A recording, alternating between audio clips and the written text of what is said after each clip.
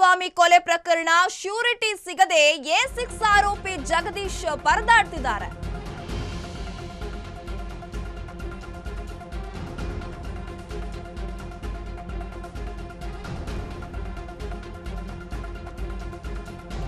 ಚಿತ್ರದುರ್ಗದ ರೇಣುಕಾಸ್ವಾಮಿ ಕೊಲೆ ಪ್ರಕರಣ ಶ್ಯೂರಿಟಿ ಸಿಗದೆ ಎ6 ಆರೋಪಿ ಜಗದೀಶ್ ಇದೀಗ ಪರದಾಡ್ತಿದ್ದಾರಂತೆ.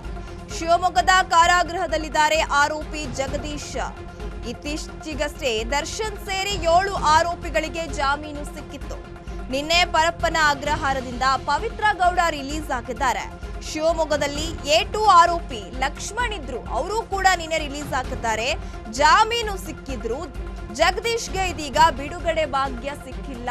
ಶ್ಯೂರಿಟಿ ಸಿಗದೆ ಎ6 ಆರೋಪಿ ಜಗದೀಶ್ ಪರದಾಡುವಂತಹ ಸ್ಥಿತಿ ಇದೀಗ ನಿರ್ಮಾಣವಾಗಿದೆ.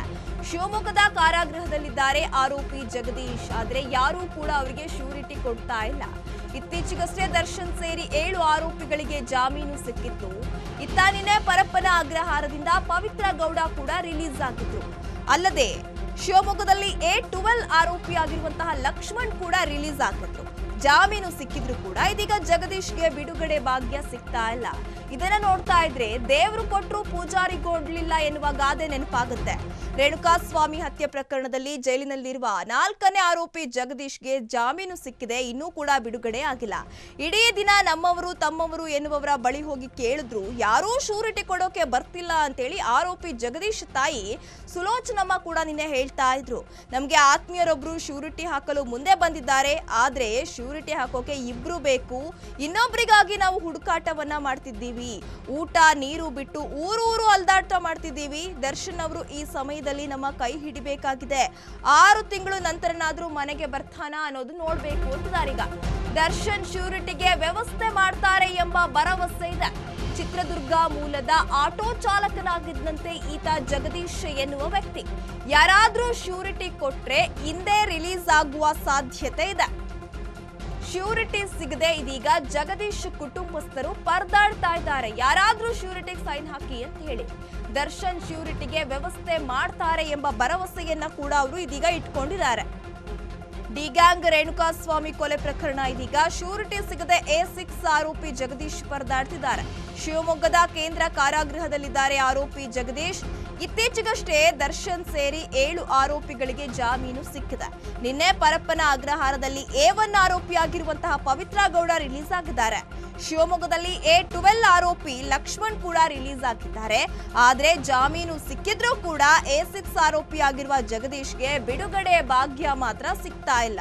ಕುಟುಂಬಸ್ಥರು ದರ್ಶನ್ ನಿಂದ ಶ್ಯೂರಿಟಿ ಕೆಲಸ ಮಾಡಿ ಏನಾದ್ರೂ ಒಂದು ಭರವಸೆ ಸಿಗುತ್ತಾ ಅಂತ ಕಾಯ್ತಾ ಇದ್ದಾರೆ. ಚಿತ್ರದುರ್ಗ ಮೂಲದ ಆಟೋ ಚಾಲಕನಾಗಿದ್ದ ಎ6 ಆರೋಪಿ ಜಗದೀಶ್. ಬಡ ಕುಟುಂಬದ ಜಗದೀಶ್ಗೆ ಶ್ಯೂರಿಟಿ ನೀಡೋದು ಯಾರು ಅನ್ನೋದು ಕೂಡ ಇದೀಗ ಪ್ರಶ್ನೆಯಾಗಿದೆ. ಶ್ಯೂರಿಟಿ ನೀಡೋರಿಲ್ದೆ ಪರದಾಡ್ತಿದಾರಂತೆ ಜಗದೀಶ್. ಇಂದು ಯಾರಾದ್ರೂ ಶ್ಯೂರಿಟಿ ಕೊಟ್ರೆ ಇವತ್ತೇ ಬಿಡುಗಡೆಯಾಗುವ ಸಾಧ್ಯತೆ ಕೂಡ ಇದೆ ಅಂತ. ಈಗ ನೋಡ್ತಾ ಇದ್ರೆ ಏನು ರೇಣುಕಾಸ್ವಾಮಿ ಕೊಲೆ ಪ್ರಕರಣದಲ್ಲಿ ಭಾಗಿಯಾಗಿದ್ದ ಆರೋಪಿಗಳಿಗೆ ಜಾಮೀನು ಸಿಗ್ತಾ ಇದೆ. ಜಾಮೀನು ಸಿಕ್ಕಿ ಈಗ ಒಬ್ಬೊಬ್ಬರೇ ಹೊರಗೆ ಬರ್ತಾ ಇದ್ದಾರೆ. ಈಗ ಎಲ್ಲರೂ ಬಂದ್ರು ಕೂಡ ಜಗದೀಶ್ಗೆ ಮಾತ್ರ ಬಿಡುಗಡೆ ಭಾಗ್ಯ ಸಿಗ್ತಾ ಇಲ್ಲ. ಶ್ಯೂರಿಟಿಗೆ ಸೈನ್ ಹಾಕೋಕೆ ಯಾರು ಕೂಡ ಮುಂದೆ ಬರ್ತಾ ಇಲ್ಲ. ಒಂದ್ ಕಡೆ ಅವರ ತಾಯಿ ಕೂಡ ಅಳಲನ್ನ ತೋಡ್ಕೊಳ್ತಾ ಇದ್ರು. ಸಮಸ್ಯೆಗಳು ಒಂದ್ರ ಮೇಲೆ ಒಂದು ಬರ್ತಾ ಇದೆ. ದರ್ಶನ್ ಅವರೇ ಶ್ಯೂರಿಟಿ ವ್ಯವಸ್ಥೆ ಮಾಡಬೇಕು ಅಂತ ಹೇಳಿ ಆರೋಪಿ ಜಗದೀಶ್ ತಾಯಿ ಮನವಿಯನ್ನ ಕೂಡ ಮಾಡಿದ್ದಾರೆ. ಹೇಗೋ ನಮ್ಮ ಮಗ ಮನೆಗೆ ಬಂದ್ರೆ ನಮ್ಗೆ ಅನುಕೂಲ ಆಗುತ್ತೆ ಅಂತ ಹೇಳಿ ಅವರು ಕೂಡ ಕಾಯ್ತಾ ಇದ್ದಾರೆ.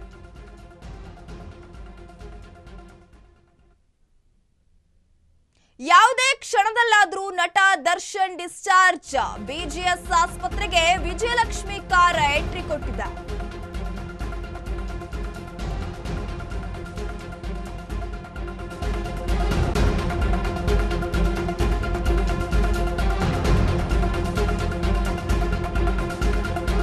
ಯಾವುದೇ ಕ್ಷಣದಲ್ಲಾದ್ರೂ ನಟ ದರ್ಶನ್ ಡಿಸ್ಚಾರ್ಜ್ ಆಗುವ ಸಾಧ್ಯತೆ ಇವತ್ತು ಇದೆ. ಬಿಜಿಎಸ್ ಆಸ್ಪತ್ರೆಗೆ ಇದೀಗ ವಿಜಯಲಕ್ಷ್ಮಿ ಕಾರ್ ಎಂಟ್ರಿ ಕೊಟ್ಟಿದೆ. 49 ದಿನಗಳ ಬಳಿಕ ಭೂಪತಿ ಆಸ್ಪತ್ರೆಯಿಂದ ಡಿಸ್ಚಾರ್ಜ್ ಆಗ್ತಾರೆ ಎನ್ನುವ ಮಾಹಿತಿಗಳು ಕೂಡ ಇದೀಗ ಲಭ್ಯವಾಗ್ತಾ ಇದೆ.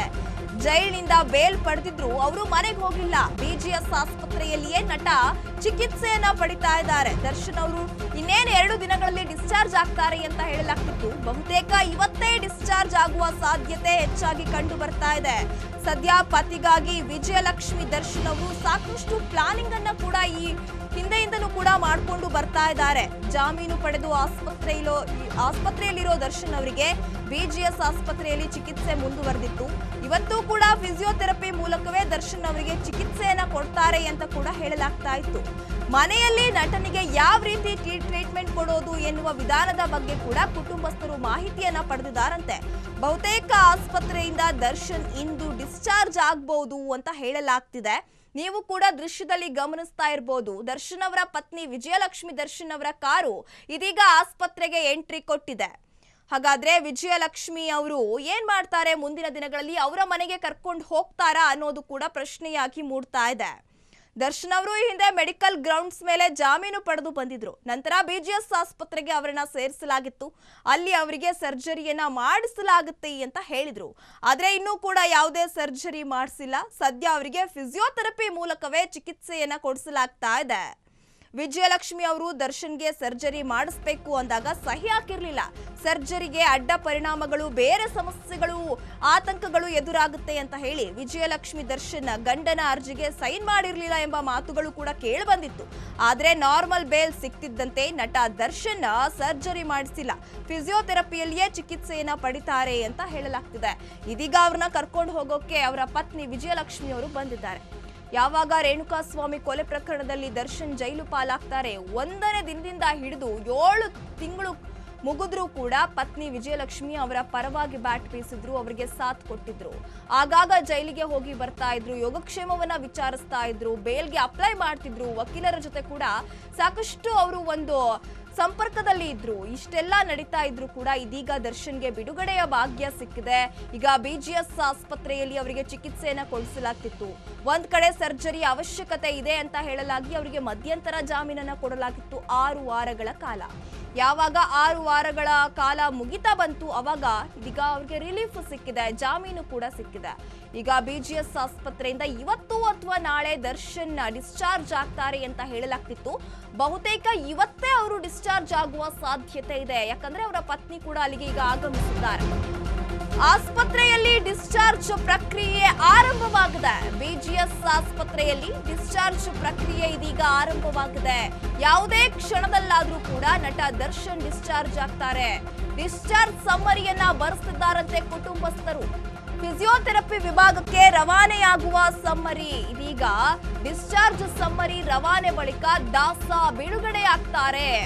ಈಗ ಅವರ ಕುಟುಂಬಸ್ಥರೆಲ್ಲ ಅಲ್ಲಿ ಬಂದಿದ್ದಾರೆ. ಆಸ್ಪತ್ರೆಯಲ್ಲಿ ಡಿಸ್ಚಾರ್ಜ್ ಪ್ರಕ್ರಿಯೆ ಈಗಾಗಲೇ ಆರಂಭವಾಗಿದೆ. ಬಿಜಿಎಸ್ ಆಸ್ಪತ್ರೆಯಲ್ಲಿ ಡಿಸ್ಚಾರ್ಜ್ ಪ್ರಕ್ರಿಯೆ ಆರಂಭವಾಗಿದೆ. ಯಾವುದೇ ಕ್ಷಣದಲ್ಲಾದ್ರೂ ನಟ ದರ್ಶನ್ ಡಿಸ್ಚಾರ್ಜ್ ಆಗ್ತಾರೆ. ಡಿಸ್ಚಾರ್ಜ್ ಸಮ್ಮರಿಯನ್ನ ಅವರ ಕುಟುಂಬಸ್ಥರು ಇದೀಗ ಬರೆಸ್ತಾ ಇದ್ದಾರೆ. ಫಿಸಿಯೋಥೆರಪಿ ವಿಭಾಗಕ್ಕೆ ರವಾನೆಯಾಗುತ್ತೆ ಸಮ್ಮರಿ.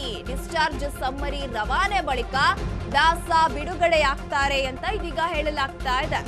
ಆಸ್ಪತ್ರೆಯಲ್ಲಿ ಈಗಾಗಲೇ ಡಿಸ್ಚಾರ್ಜ್ ಸಮ್ಮರಿಯನ್ನ ಅವರ ಕುಟುಂಬಸ್ಥರು ಬರೆಸ್ತಿದ್ದಾರೆ. ಡಿಸ್ಚಾರ್ಜ್ ಸಮ್ಮರಿ ಫಿಸಿಯೋಥೆರಪಿ ವಿಭಾಗಕ್ಕೆ ಟ್ರಾನ್ಸ್ಫರ್ ಆದ ಬಳಿಕ ದಾಸ ಬಿಡುಗಡೆ ಆಗ್ತಾರೆ ಅಂತ ಹೇಳಲಾಗ್ತಿದೆ.